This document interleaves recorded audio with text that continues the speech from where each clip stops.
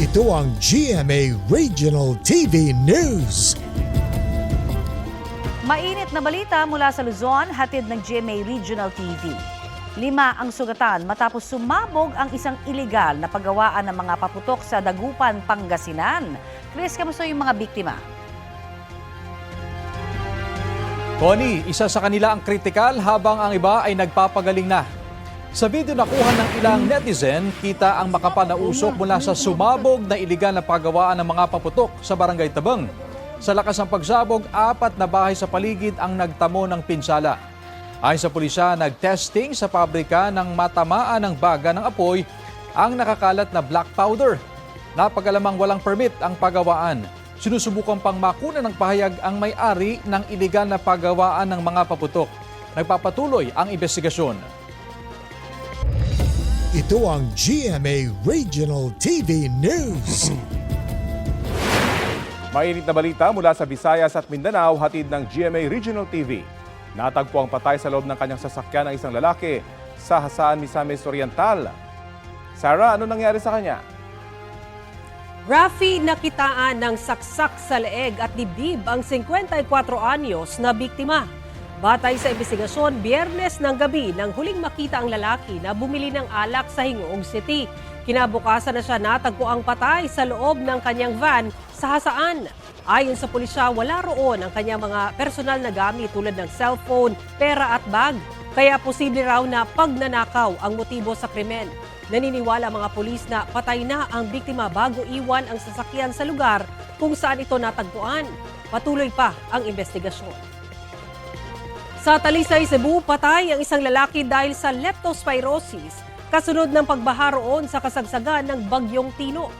Kwento ng kanyang kasintahan, lumusong sa baha ang 27 anyos na lalaki sa kasagsagan ng bagyo.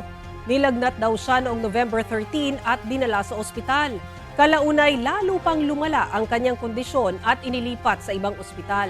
Binawian siya ng buhay nitong November 16.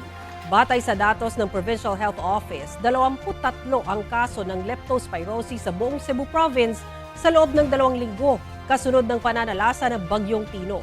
Dati nang paalala ng DOH, basta't lumusong sa baha, may sugat man o wala, hugasan agad ang katawan ng tubig at sabon.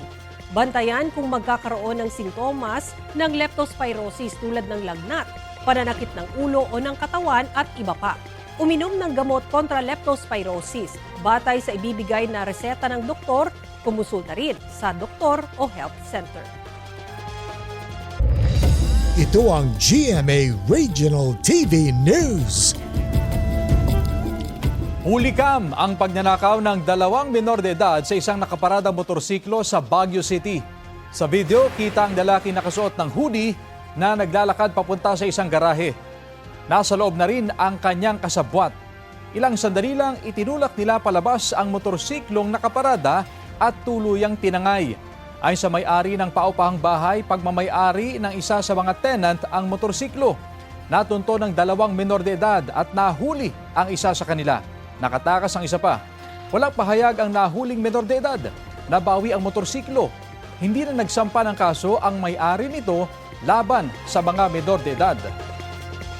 Patay ang isang grade 10 student matapos mabangga ang sinasakyan niyang SUV sa Hinigaran, Negros Occidental. Ayon sa pulisya, Bacolod City ang SUV na minamaneho ng ama ng 15 anyos na biktima nang mabangga sila ng truck sa Barangay Pilar. Sugatan ang ama. Batay sa investigasyon, pumutok ang kaliwang gulong ng truck kaya nawalan ng kontrol sa pagmamaneho ang driver nito. Hinihintay pa ng mga otoridad kung magsasampa ng reklamo ang mga kaanak ng mag-ama laban sa truck driver. Walang pahayag sa media ang driver ng truck.